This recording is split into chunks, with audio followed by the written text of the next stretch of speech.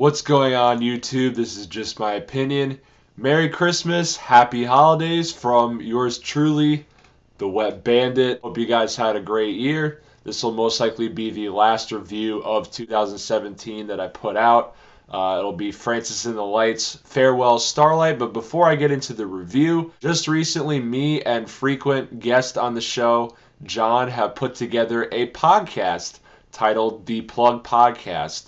You can catch us on SoundCloud. You can catch us on iTunes. We post content that revolves around sports, music, entertainment, movies, video games, relationship advice, some news here and there.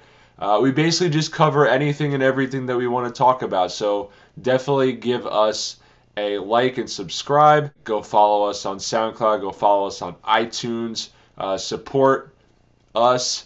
We're going to have merch coming out soon, and I will provide links to all of our social medias and our links to our podcast in the description box below. So Francis Starlite, aka Francis and the Lights, is an R&B and pop artist who has actually been around a lot longer than you would think. I first heard of his name after he produced for Drake's debut album, Thank Me Later. He produced one of my favorite songs on the album, Karaoke. And he's also toured previously with some pretty big artists. Those artists include Drake, they include MGMT, LaRue, Kesha, as well as Mark Ronson. But it wasn't until last year that he got a lot of notoriety for producing and being featured on the song Summer Friends off of Chance the Rapper's debut album, Coloring Book. This was based off of a song that was originally on this project right here. This album got the backings of guys like Chance, Kanye, Bon Iver. All those guys co-signing this guy led to him ultimately being signed earlier this year to Good Music. So congrats on this signing, Francis. And we see the quirkiness of this guy right from the get-go with the first track, See Her Out, a standout track of mine. Has an 80s pop feel to it, but with a more modern sound and style. The synths that are on this kind of remind me of synth lines that Kavinsky or Daft Punk would produce. Meanwhile, Francis's vocal performance is sounding very reminiscent of a Phil Collins, but just slathered in auto-tune and vocoder effects.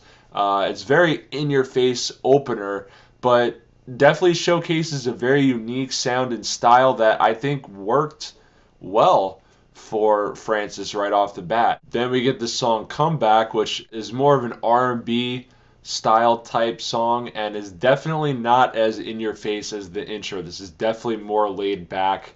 Has some nice kicks and snaps layered in with other percussions as well.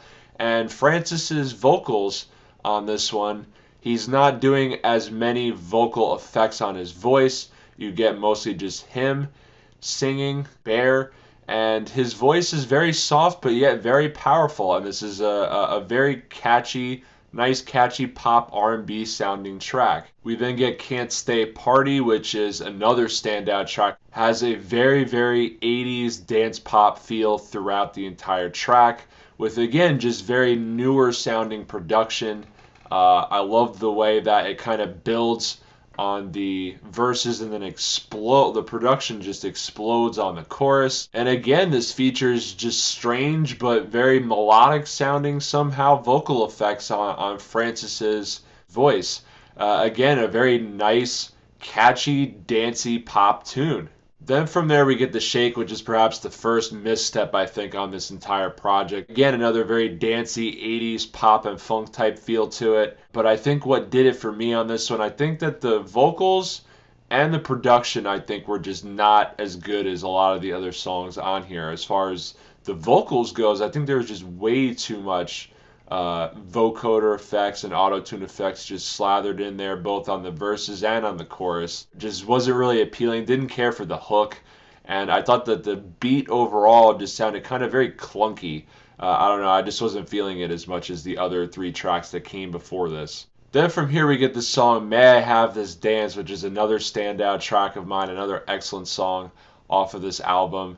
I mean, the Phil Collins influence on this is just ridiculous. You could definitely hear Phil Collins through and through. This sounds like this should have been straight off of like the Tarzan soundtrack, and Tarzan and Jane should have been like fucking each other to this song. Production wise, very, very well put together. Love all the different percussion sounds going on in it, and again, the production just explodes on the chorus.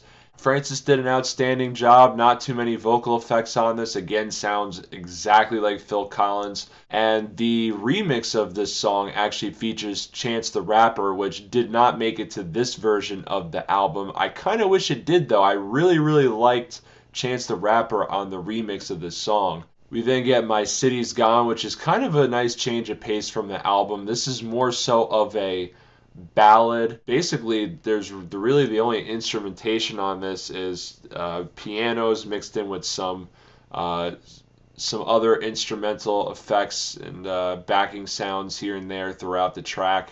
No drums at all whatsoever, and it kind of very distant and barren sounding feel to it. Again, not a lot of vocal effects except for towards the end of the track. There's some vocal effects that kind of come in on his voice. Again, very soft but powerful voice.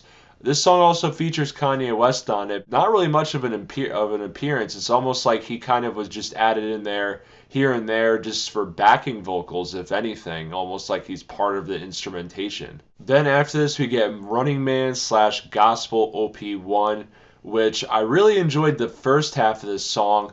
First half of this song had a nice, catchy, poppy alternative R&B type feel to it. I liked a lot of the percussion going on in it. It was very smooth, and I liked a lot of the Forrest Gump references that he was making. But the second half of the song, he decided to go all Travis Scott on us and just out of nowhere slow the beat down.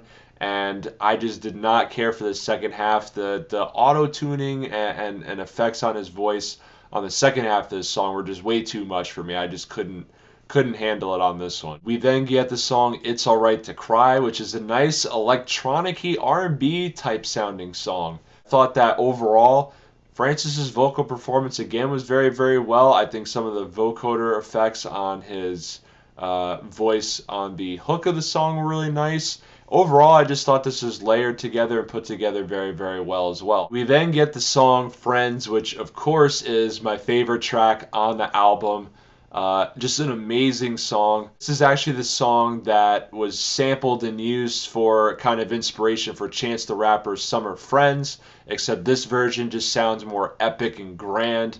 It has basically the same type of feel as Summer Friends, very similar synth leads and melodies and similar percussions and beat.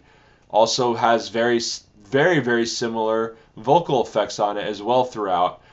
Features Bon Iver on it, and honestly, I couldn't even tell the difference between the two when they both were featured on this together. They just blend in together and feed off of each other so well in this song. And then finally we get the song Thank You, which concludes the album.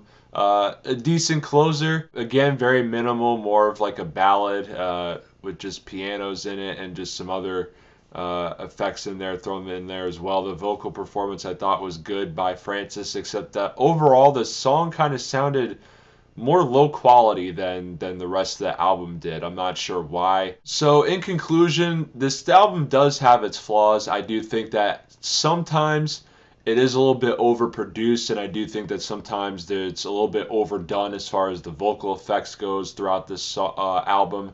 But overall, I found this to be a unique, quirky, and fun pop album. If you enjoy Phil Collins, if you enjoy 80s music, I definitely would give this a listen. It may take a minute to grow on you, kind of like it did take a minute to grow on me as well. But overall, I thought this was a very, very good project. So overall, I'm going to give this a 7.5 out of 10. Remember, this is just my opinion, and thank you for watching, YouTube.